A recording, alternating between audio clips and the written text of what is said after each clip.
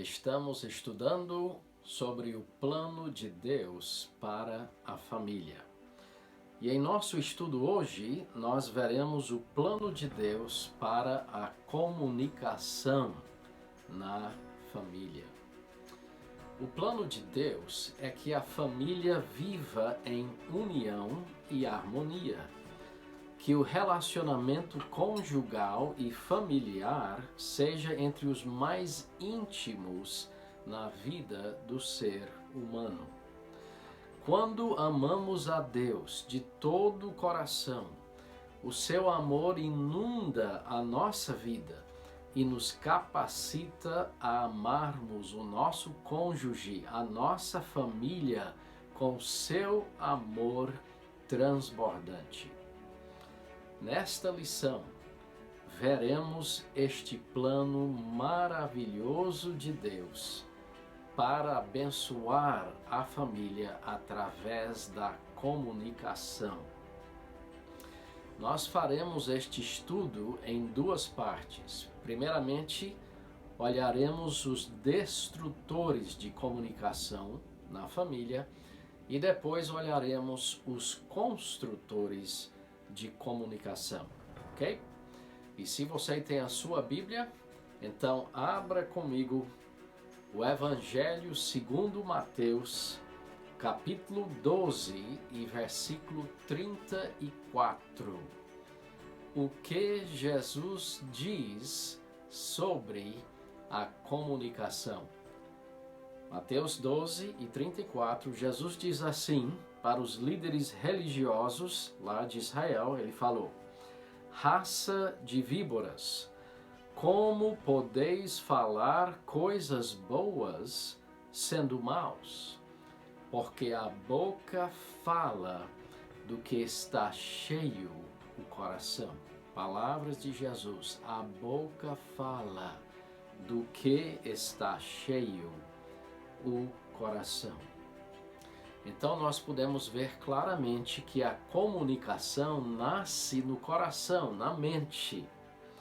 Aprendemos em Gênesis capítulos 1 e 2 que Deus criou o homem e a mulher à sua imagem pessoal, moral e espiritual, com capacidade para pensar, para sentir, para decidir, para discernir entre o certo e o errado e ter comunhão com Ele, assim desenvolvendo o caráter de Deus em suas vidas.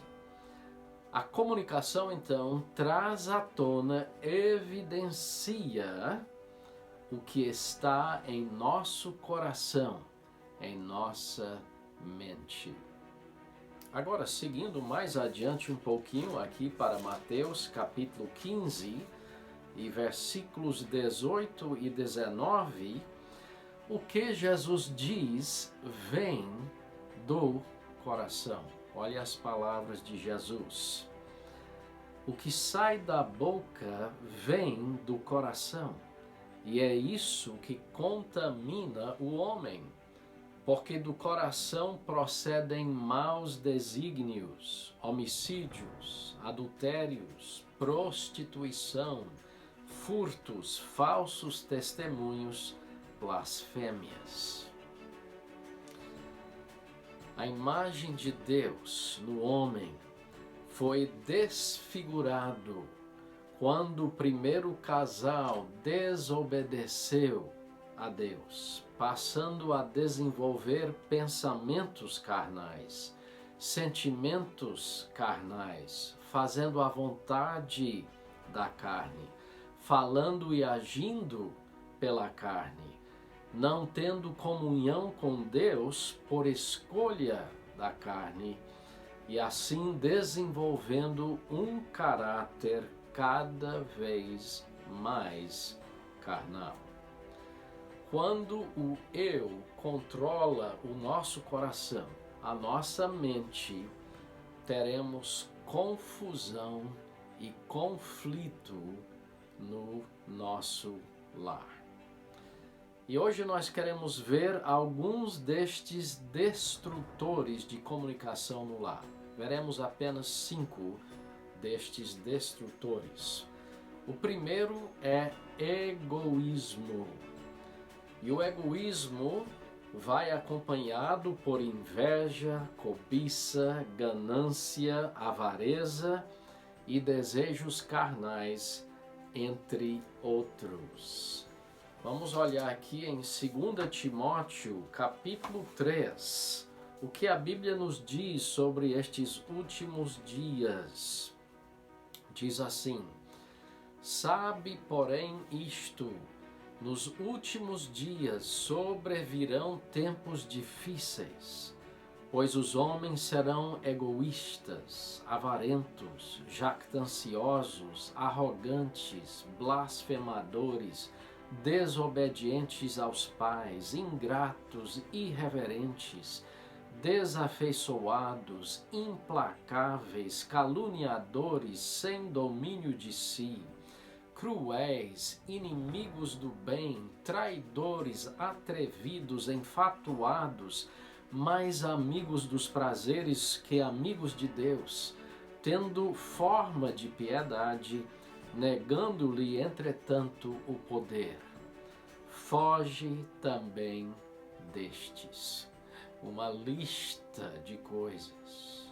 O egoísmo é tão forte, destrói o nosso lar.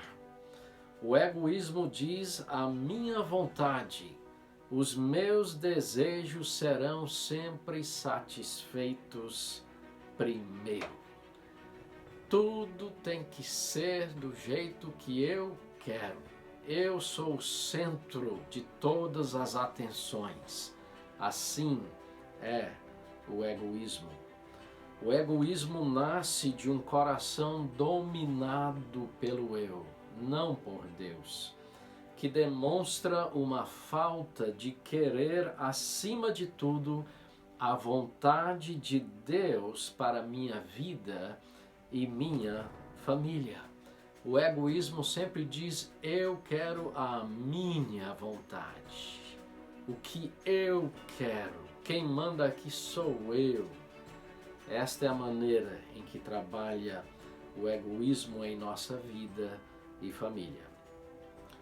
O egoísmo destrói a minha comunhão com Deus, destrói o meu casamento, destrói a minha família e com o tempo destrói a minha vida.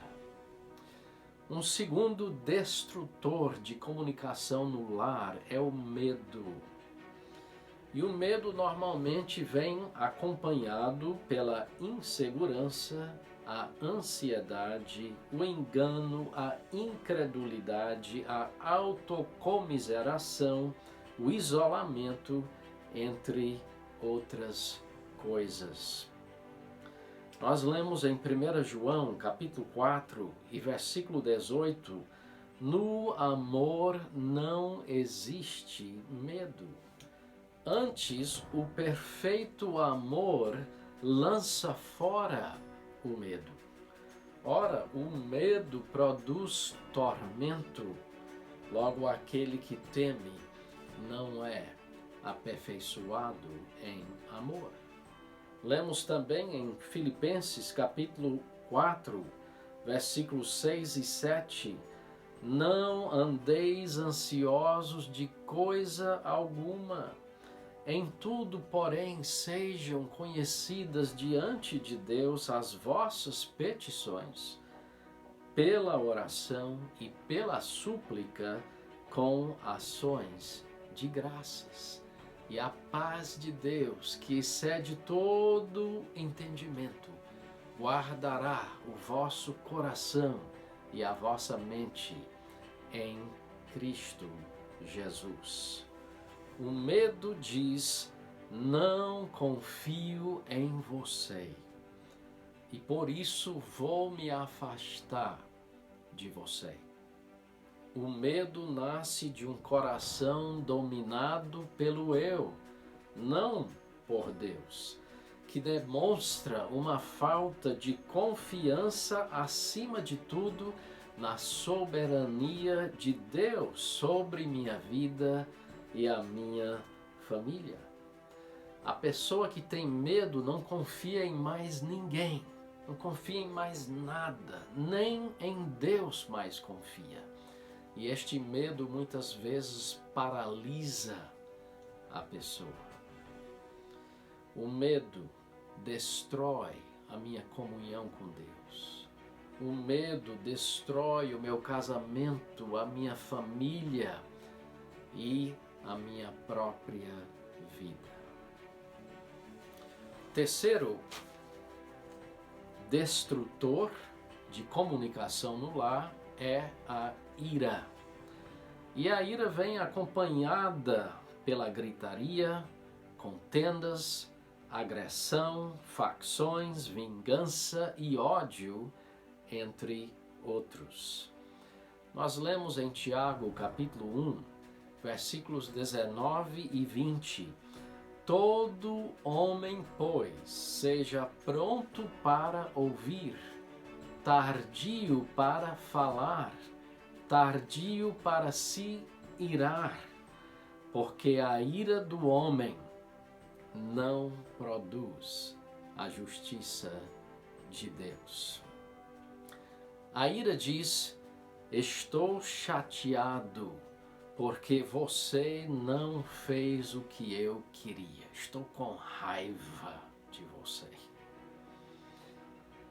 Esta ira nasce de um coração dominado pelo eu, não por Deus, que demonstra uma insatisfação, no final das contas, com Deus, pela família que Ele me deu, agindo como se eu soubesse melhor do que Deus sobre como resolver os problemas de minha vida e minha família.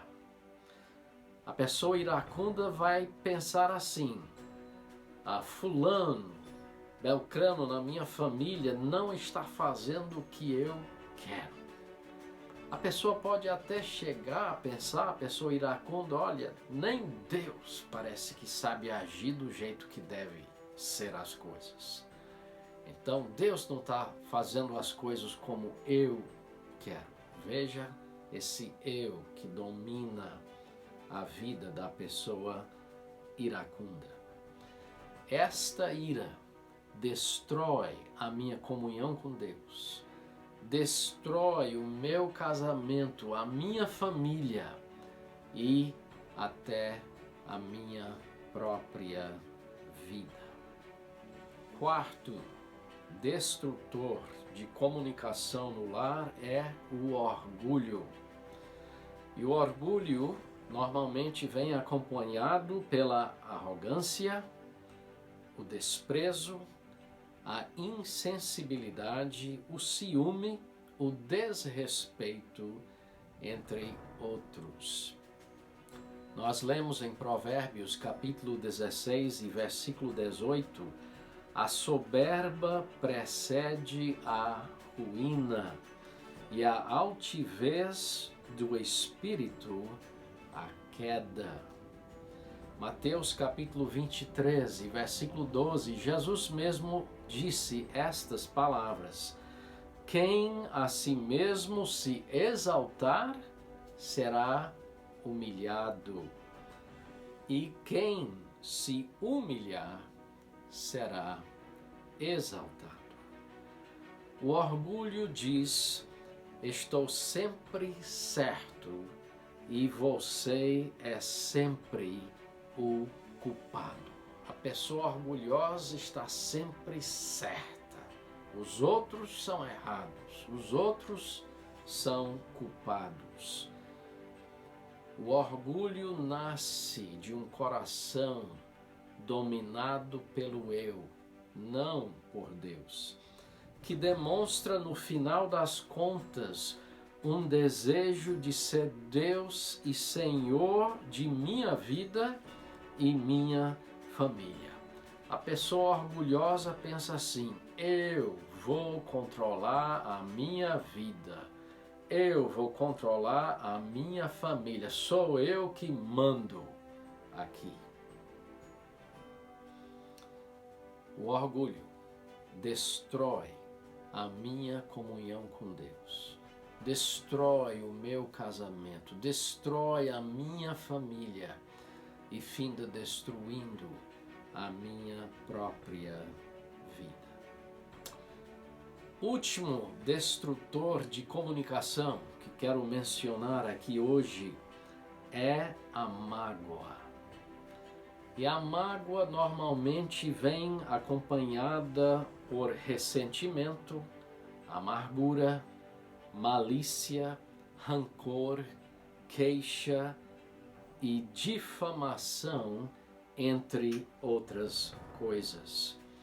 Nós lemos em Efésios capítulo 4 e versículo 31, longe de vós toda amargura e cólera e ira e gritaria e blasfêmias, e bem assim toda malícia.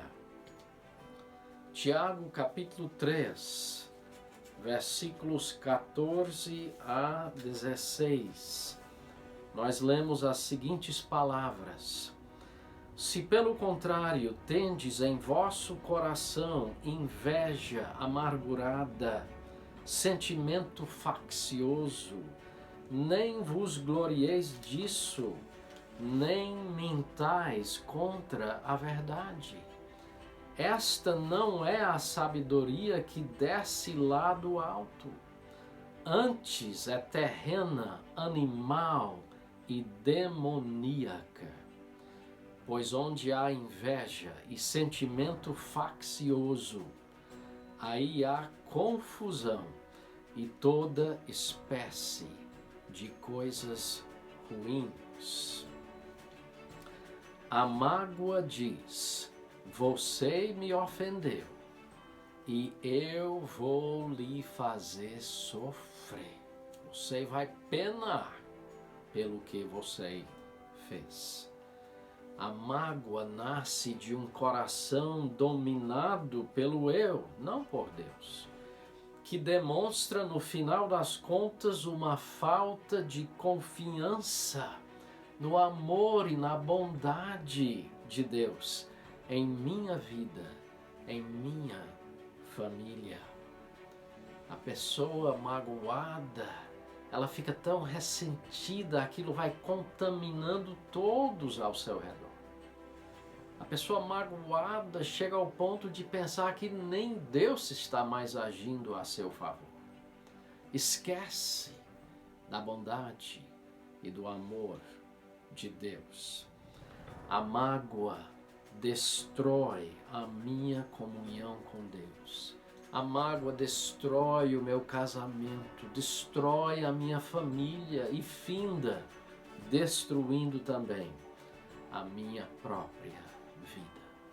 5 destrutores de comunicação em nosso lar: o egoísmo, o medo, a ira, o orgulho e a mágoa, junto com todas as coisas que acompanham, as atitudes que acompanham estes destrutores. E finalmente, voltando agora para Gênesis capítulo 6 e versículo 5, lá no início de nossa Bíblia, nós queremos ver o que Deus diz sobre o coração do homem. O que Deus diz? Gênesis 6 e 5. Viu o Senhor que a maldade do homem se havia multiplicado na terra e que era continuamente mau todo desígnio do seu coração. Continuamente mau todo desígnio do seu coração. Uma coisa que nós temos que entender com clareza, amigos: o meu maior problema em meu casamento, em minha família, sou eu. Temos que entender isso. Eu sou o maior problema. em meu casamento, em minha família. Nós tão facilmente podemos ver a culpa dos outros, podemos apontar, olha, esse aí está errado. Temos um dedo apontando para o outro, 3 dedos apontando para nós e um para Deus. O maior problema que eu tenho em meu casamento sou eu. Eu preciso olhar para dentro do meu coração, que é desesperadamente corrupto, diz a Bíblia, enganoso mais do que todas as coisas. E eu preciso então me apegar a Deus, para que Ele transforme a minha vida, para que eu possa ser um instrumento nas mãos dEle, para efetuar a mudança que Ele quer fazer em minha família. Então nós temos que lembrar disso. Preciso começar aqui comigo e trabalhar a minha vida pelo poder de Deus, obedecendo a palavra de Deus. Quando o eu e não Deus controla os meus pensamentos, as minhas atitudes, as minhas decisões, as minhas palavras e as minhas ações, o resultado em meu lar será confusão e conflito. Estarei caminhando a passos largos para ruína eminente em minha vida, meu casamento e minha família, fazendo do meu lar um campo de batalha. Que tristeza! O lar, que é um presente de Deus, se torna um campo de batalha. Pessoas se chocando umas contra as outras. Há, porém, esperança. Na medida em que eu obedeço a palavra de Deus, na medida em que eu ando com o meu Deus, o Espírito de Deus opera poderosamente para transformar a minha vida e me usar como instrumento dele em minha família e em meu lar.